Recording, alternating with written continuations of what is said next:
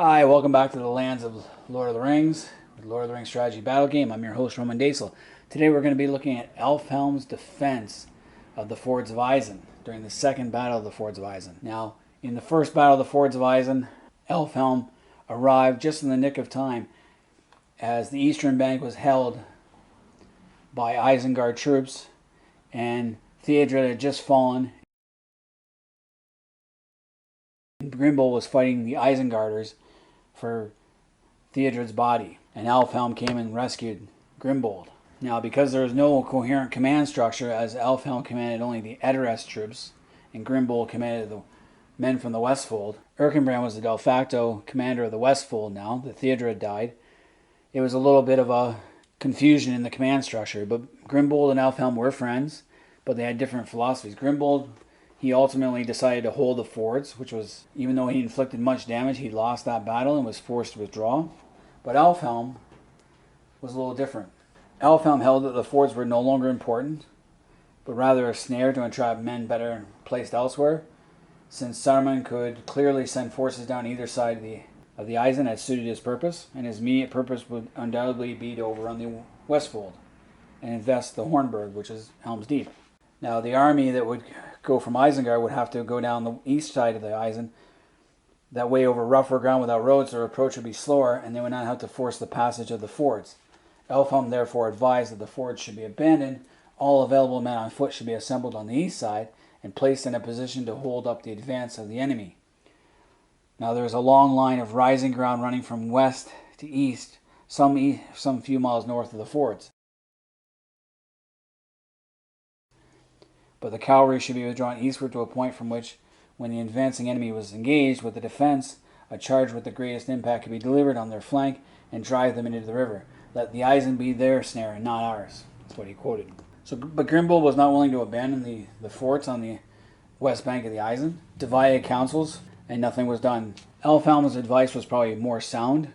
It would have done more damage to Saruman's army, but eventually they would have been forced back anyway through sheer weight of numbers. So Elfhelm, what he did is he withdrew his riders and took up the position on the line where he had wished the main defense to stand. His purpose was to destroy as soon as possible any attack coming down the east side of the river and disperse it before it could reach the forts. So I have him on the high ground to the east, and what he did was he put his riders, stretching them almost to the riverbank. So he had them in a line ready to engage as he saw them, instead of as one cohesive fist or fighting force that could crash into any advance. Now, as it turned out, Saruman's attack was too strong, and Grimbold had his own little battle, which we already covered. Now, during this time, Elfhelm had been unable to take part in this action, mainly because cavalry he could not charge his cavalry over the forts to the west bank. It would have been suicidal and done no purpose, nor could he hold the east bank with cavalry.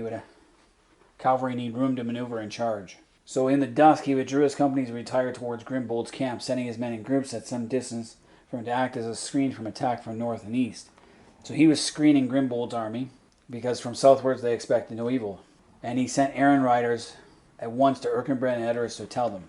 So around midnight, Grimbold was attacked by Saruman's main force as it came down the road on the western side and crossed the fords and drove Grimbold back. So while Grimbold was managed to escape with the bulk of his men that were left to him, Elfhelm was facing more than half of Saruman's forces that had actually been sent down the east of Isen. They came on more slowly than the western division because the land was rougher and without roads. They bore no lights. But before them, swift and silent, went several troops of the dreaded Wolf Riders. Several troops. A troop is slightly smaller than a squadron, or it might be the same as a squadron. Now I've got Elfhelm in squadrons of 60. A troop would be like a squadron of 20 to 30. So for this matter, I'm only going to have a couple of troops of Wolf Riders. No more than 3. Possibly 4. But the fact is, their horses don't like them. And before Elfhelm had any warning of the approach of an enemy on his side of the river, the Wolf Riders were between him and Grimbold's camp. Already, these Wolf Riders are around behind him. And they were also attempting to surround each of his small group of riders. So these troops were already attempting to surround and drive off any of Elfhelm's riders. So it was too dark, all his forces were in disarray. He gathered all that he could into a close body of horsemen, and he was obliged to retreat eastward. So again, Elfhelm really doesn't do much in this side of the battle. He basically gathers everybody into a tight group to get away from the wolf riders, who are slowly keeping an eye on him, and he retreats eastward. I've already got the start of Isengard's army coming down, heading for the fords. The wolf riders are in between them, and Elfhelm realizes he can't do anything. So he was obliged to retreat eastward. He could not reach Grimbold, though he knew that he was in straits, and had been able to come to his aid when attacked by the wolf riders. But he also guessed rightly that the wolf riders were only the forerunners of a force far too great for him to oppose that would make it for the southward road. The night was wearing, and he could not wait the dawn. So he couldn't see enough because there were no torches. All he knew that something was coming, and the wolf riders were but a precursor.